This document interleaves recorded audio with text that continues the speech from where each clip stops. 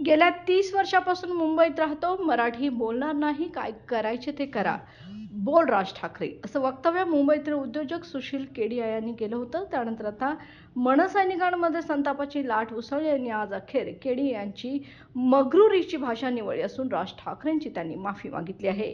मी माफी मागतो, वातावरण निवळा, अशी विनवणी त्यांनी केली आहे.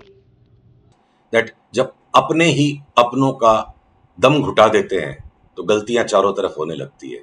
मेरी गलती को मैं स्वीकारता हूं, क्षमा की याचना करता हूं और आशा करता हूं जिनके बस में है कि इस वातावरण को अच्छा करें और सभी के हृदय में साहस आए कि हम मराठी को ज्यादा सरलता के साथ अपना सकेंगे, तो मैं आपका आभारी रहूंगा।